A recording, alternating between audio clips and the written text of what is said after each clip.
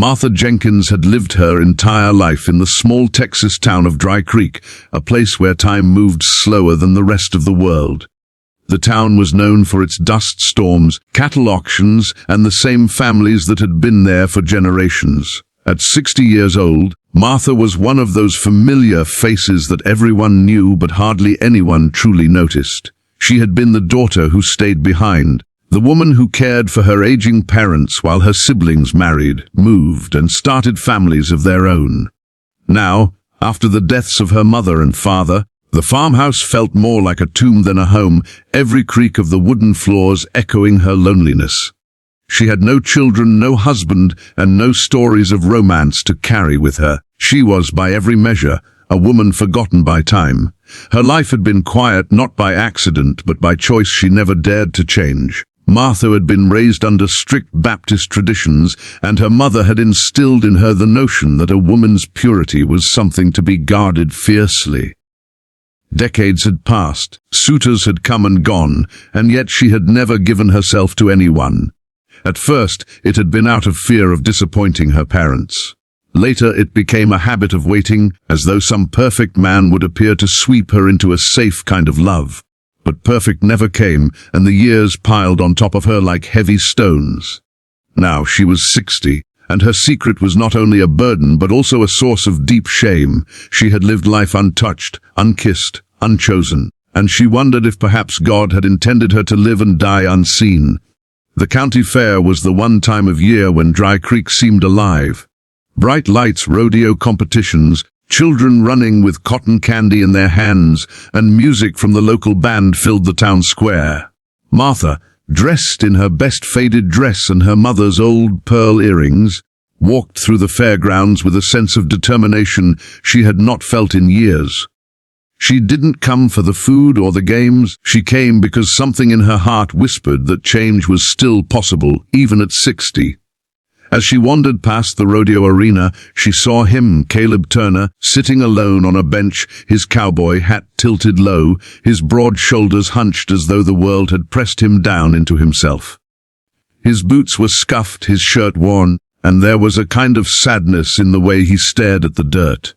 Caleb Turner had once been the pride of Dry Creek, a rancher who worked harder than any man alive. But years of drought had stripped him of his cattle, debts had piled higher than haystacks, and his ranch now stood more like a ghost of what it had once been.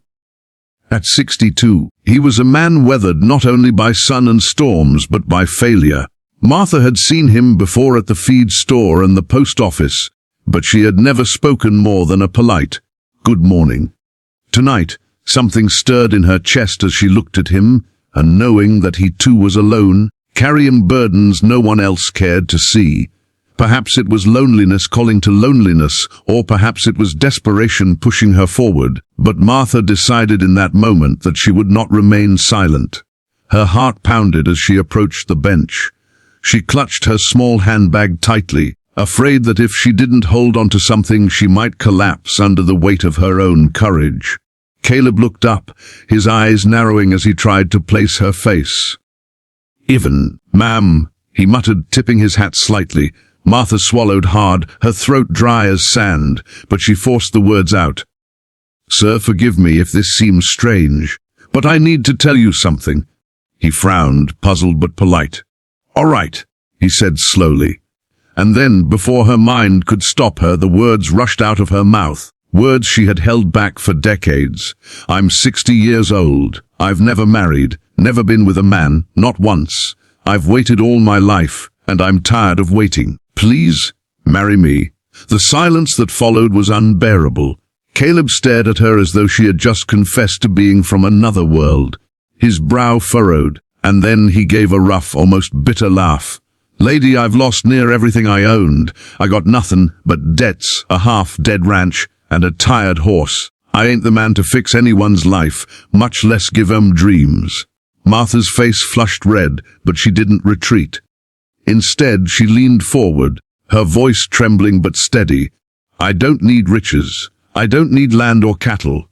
I just don't want to die alone. I want someone to sit on the porch with, to drink coffee with, to pray with. That's all I've ever wanted." Her voice cracked then, the weight of 60 years of longing breaking through. Caleb looked at her, really looked, as though seeing past her faded dress and the grey strands of hair escaping her bun. He saw the honesty in her eyes, the courage it must have taken to say those words. For a long time, he said nothing, and Martha felt her knees weaken. She thought she might faint from shame, from fear that she had humiliated herself beyond repair. But then Caleb exhaled slowly, rubbing a hand over his weathered face. "You got guts, lady," he said finally. "Most folks don't say what's in their hearts. They hide it till they're in the ground."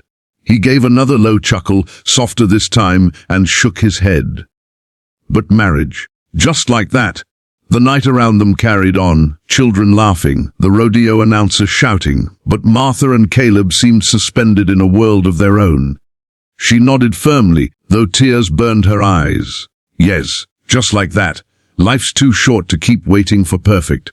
Caleb leaned back against the bench, studying her with a mixture of surprise and something else she couldn't quite name. It wasn't pity, though she feared it might be. It was something like respect, a quiet acknowledgement that he understood the kind of loneliness she spoke of. "Well," he muttered, adjusting his hat. "Can't say I've ever had a woman propose to me before." Martha almost laughed, though her chest ached. "Can't say I've ever proposed before," she whispered. For a moment, Caleb's eyes softened, and the corners of his mouth curved upward in the faintest of smiles. He let out a long sigh, like a man finally setting down a heavy load. "You're something else, Martha Jenkins," he said. She was shocked that he knew her name, though perhaps she shouldn't have been. In a town as small as Dry Creek, everyone knew everyone, even if they pretended not to. She sat down on the bench beside him then, her heart racing but her hands steady. For the first time in decades, she felt alive, as though she had stepped into a story she never thought she'd be brave enough to write. The preacher arrived at the fairground that very evening, his worn Bible in hand and a curious smile on his face. The townsfolk gathered quickly, whispering in disbelief at what was about to happen. Most thought Martha had gone mad. Others believed Caleb was desperate, but none of them understood the truth that lived in the quiet hearts of the bride and groom. Martha stood trembling in her faded dress, clutching a small bouquet someone had handed her, while Caleb shifted uncomfortably in his boots, still half convinced this was all some strange dream. Yet, when the preacher asked if they were ready, both nodded. The vows were spoken under the open Texas sky, the stars blinking to life as though heaven itself bore witness. Martha's voice cracked when she said, "I do," the weight of her 60 lonely years falling away like chains. Caleb, rough and hesitant, spoke his vows with surprising gentleness, as though realizing that in choosing each other, they had salvaged something precious from the wreckage of their lives. When the preacher pronounced them husband and wife, the crowd clapped politely, though many shook their heads.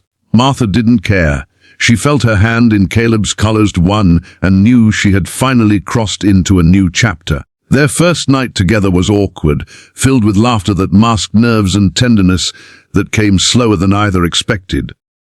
Martha had feared shame, but Caleb treated her with patience and respect, as though her vulnerability was something to be honored.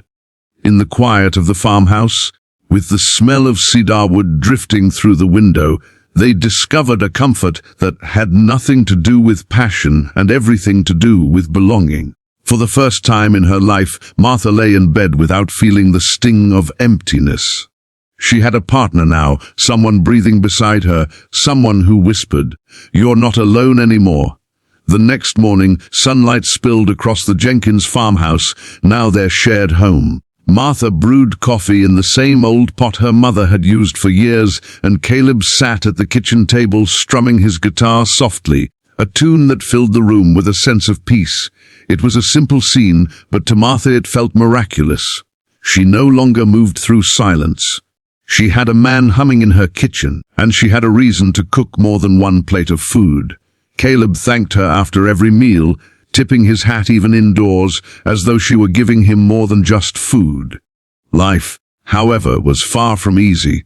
Caleb's debts still lingered like shadows, and Martha's farmhouse was in desperate need of repairs. The roof leaked when it rained, the porch sagged underfoot, and the barn door barely clung to its hinges.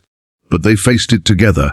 Caleb patched shingles while Martha held the ladder. She planted flowers along the walkway, believing that beauty could heal broken places.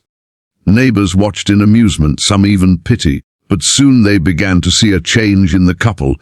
What had started as a desperate act of loneliness slowly grew into something that looked very much like love. At church the following Sunday, whispers followed them down the aisle. Martha lifted her chin high, refusing to let shame touch her.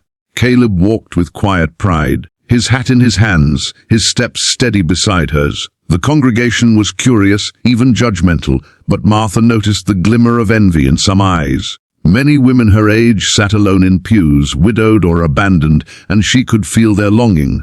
Martha smiled as she sang the hymns, her voice stronger than it had ever been. For the first time she didn't feel invisible. She was a wife now, and that word wrapped around her like a warm coat. The weeks passed and routine settled in like a blessing. Caleb rose early to mend fences and tend to what little livestock remained, while Martha tended the garden and cooked hearty meals. In the evenings, they sat on the porch with steaming mugs of coffee, watching the sun sink behind the hills. They talked about small things, weather, crops, memories of childhood, but each conversation wove them closer together. Caleb, once a man of few words, began to open up about his failures, his fears, and his regrets. Martha listened, never judging, only offering the comfort of her presence. In return, he reminded her each day that she mattered. One night, as crickets chirped and the wind rustled the mesquite trees, Caleb admitted something that caught Martha's breath.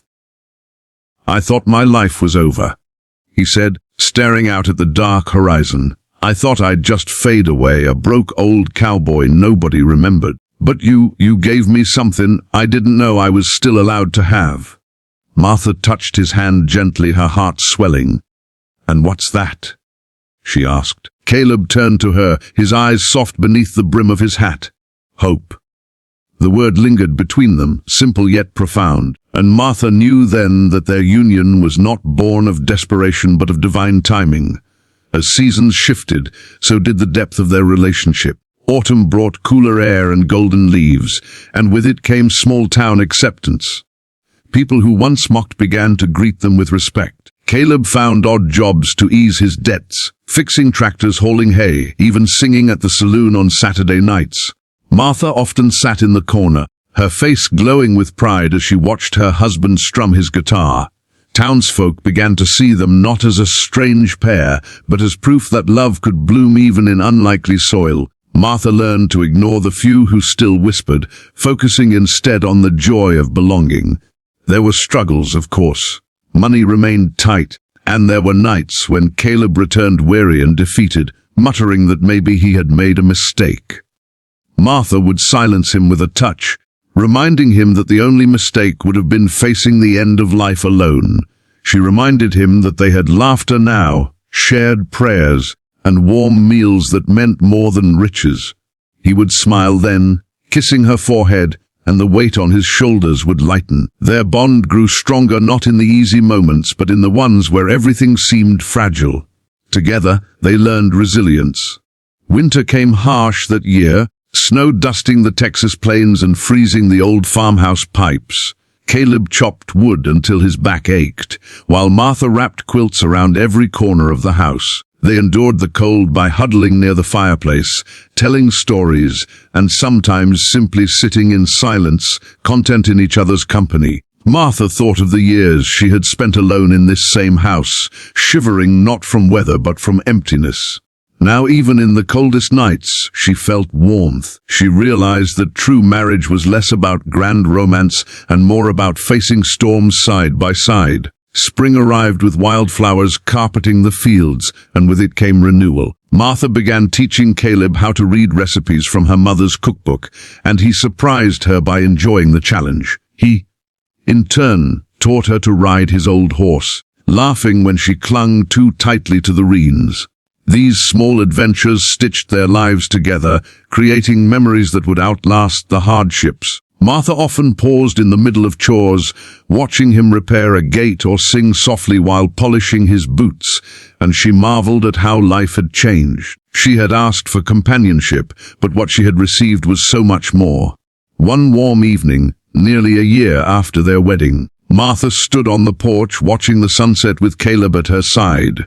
She thought of the moment at the fair when she had gathered all her courage to beg a cowboy for marriage. It had seemed desperate, even foolish, but it had led her here, to a life richer than she had ever dreamed. Caleb slipped his arm around her shoulders and kissed the top of her head. "You saved me, Martha," he murmured. She smiled, her eyes fixed on the horizon. "No, Caleb, we saved each other." And in the golden light, they understood that love had no age, no limits, only the courage to begin.